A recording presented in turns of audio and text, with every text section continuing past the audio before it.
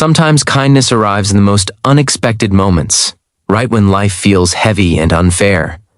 This is one of those stories. A simple traffic stop, a tired single dad, a police officer with a choice to make, and a moment that changed more than just one afternoon.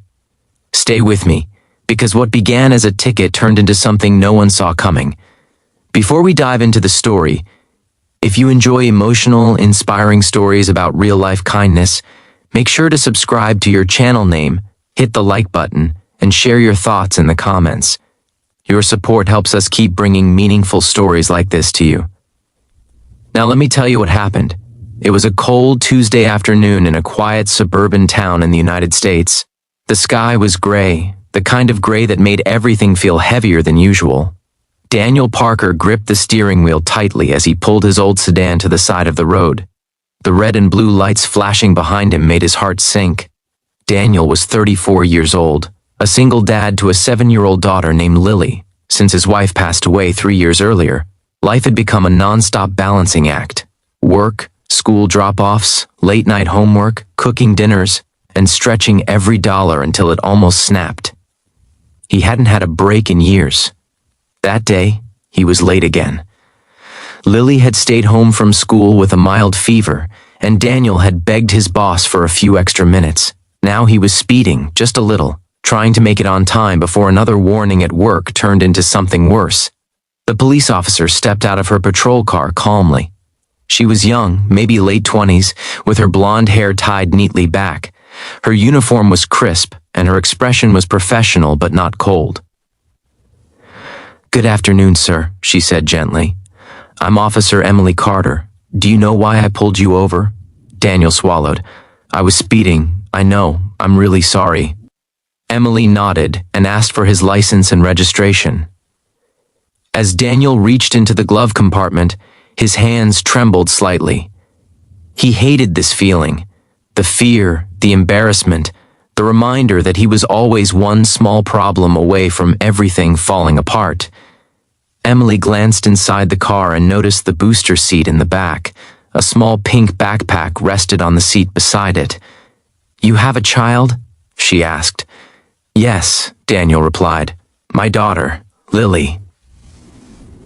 Emily's expression softened just a little.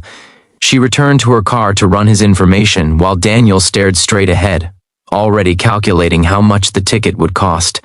That money had been set aside for groceries, or Lily's school supplies, or the heating bill. When Emily came back, she was holding her ticket pad. "Mr. Parker," she said, "you were going 15 miles over the speed limit." Daniel nodded. "I understand. I wasn't paying attention. That's on me." Emily began writing. The scratching sound of the pen felt louder than it should have. Daniel's chest tightened. "I just want you to know," he added quietly, "I'm not making excuses. Life's been a little hard lately." Emily paused for a moment and looked up at him. "What do you do for work?" "I work at a warehouse," Daniel said. "Early mornings, long shifts." "And your wife?" she asked, then quickly added, "If you don't mind me asking." Daniel hesitated, then answered softly, "She passed away 3 years ago." Something changed in Emily's eyes. The pen stopped moving. "I'm sorry," she said sincerely. "Thank you," Daniel replied. "It's just me and Lily now." Emily took a deep breath and glanced at the ticket she was halfway through writing. For a long moment she said nothing. Then she surprised him. "If you weren't married," she said slowly, almost joking, "I'd add my number to this ticket instead." Daniel blinked, confused. "I'm not married." Emily smiled slightly, then caught herself and cleared her throat. "Sorry, that came out wrong." Daniel chuckled weakly. It was the first time he'd smiled all day. Emily folded the ticket pad shut. "Here's what I'm going to do," she said. "I'm giving you a warning." Daniel's eyes widened. "Really?" "Yes," she said firmly. "But only if you promise me something. Anything," he said quickly. "Slow down," Emily said. "Your daughter needs you safe, and so does the rest of the world." Daniel nodded, emotion rising in his throat. "I promise." Emily handed back his documents and then hesitated. She reached into her pocket and pulled out a small card. It wasn't her personal number. It was something else. "This is for a local community center," she explained. "They help single parents, food assistance, childcare programs, even counseling if you ever need it." Daniel stared at the card like it was gold. "I didn't know this existed," he said. "A lot of people don't," Emily replied. "And one more thing." She reached into her patrol car and came back with a small brown paper bag. "I keep these for families who might need them," she said. "There's some snacks, juice boxes, and a gift card inside. It's not official police stuff, just something I do." Daniel couldn't speak, his eyes filled with tears. "Thank you," he finally whispered. "You have no idea what this means." Emily smiled warmly. "I think I do." As Daniel drove away, he felt lighter than he had in years. Not because he avoided a ticket, but because someone saw him. Someone chose kindness when they didn't have to. That night, when he tucked Lily into bed, she noticed the grocery bag on the counter. "Daddy?" she asked. "Are we okay?" Daniel smiled and brushed her hair back. "Yeah, sweetheart, we are." Weeks later, Daniel visited the community center. He got help with childcare, met other parents like him, and slowly began rebuilding a sense of hope. Life didn't magically become easy, but it became manageable. And Emily?